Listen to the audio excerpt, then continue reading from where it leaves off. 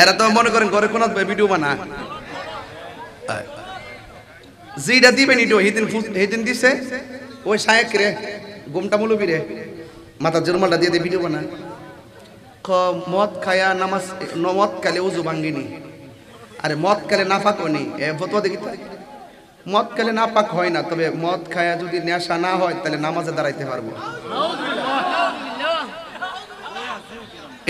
এই মৌলবী এই মৌলবী যে মৌলবী কইছে 40 বছর আগে নবী ছিলেন না, এই মৌলবী আবার ডেলিভারি দিছে মদ খায়া যদি নেশা অবস্থায় মাতাল না হয় আল্লাহ বলছে ইয়া আইয়ুহাল্লাযিনা আমানু লা তাকরাবুস সালাওয়া ওয়া আনতুম সুকারা। হে ইমানদারগণ তোমরা নামাজের কাছে যাইও না নেশাগ্রস্ত অবস্থায়। আল্লাহ কইছে নেশাগ্রস্ত অবস্থায় যাইও না, তাহলে মদ খাইলে যদি নেশা না হয় তাহলে যাইতে পারবো। অথচ হাদিসের মধ্যে কিন্তু আছে মদ খাওয়ার পরে কতদিন পর্যন্ত তার মানে তার উপরে শরীয়তের হুকুমটা কি এটা কিন্তু আছে, 40 দিন পর্যন্ত তার উপরে শরীয়তের কঠিন এক হুকুম আছে না নাই? সে আবার আরেক বক্তব্য ইডো দিছে, আবার ওহন যায় হিডো দে, সকালে এক ফতোয়া দেয় ইডার আবার বিকালে ঘুরাইয়া দেয়।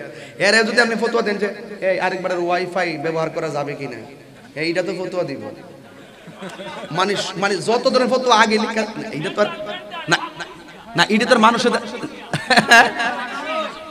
হ্যাঁ না এটা তো এরা নিজের মানুষের জানা তো নিজে কম্পিউটার আগে লিখে রাখে, লিখে গ্রামে সেটিং দিয়ে রাখে, পরে উইটটা আর এটা তো গুগল মৌলবী। কি মৌলবী? গুগল মৌলবী। ও গুগলে সার্চ দিয়ে দিয়ে বাইর করে প্রশ্ন কথা রেডি করে ওয়াজ উইটটা এখানে যায় আছে কিনা। আমার ওয়াইফ আমারে ফোন দিছে, আমার ওয়াইফ আমারে ফোন দিছে, ফোন দেওয়ার পর আমি দৌড়ছি, ফোন দেওয়ার পর কথা কইলাম আর আমি ফোনটা ওয়াজ উইটটা আমার বউর ফোনটা ধরলাম কি লাগে এইটাও হ্যাঁ আমি বলি এটা ঠিক করছি না। তোরা যে বাড়িটা কই হিডো জানি না, তোরা যে কই বিয়া করে হিডো জানি না, একটা জায়গাতে ফার্স্টটা করে বই রয়েছে হিডো জানি না, পরে ধরা খাইলে জানি না।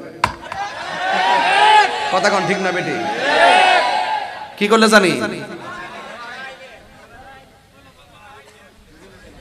5টা বিয়া করছে না, 5টা 6টা 7টা 8টা করছে না, 4টা তো যায় যাচ্ছে নাকি? তা খবর না লইলে যায় যাচ্ছে, খবর যদি না লওয়া দেখবেন 5টা করে 4টা 4টা ফেলে রাখে খবর, কিন্তু মাসে একবার হলো না।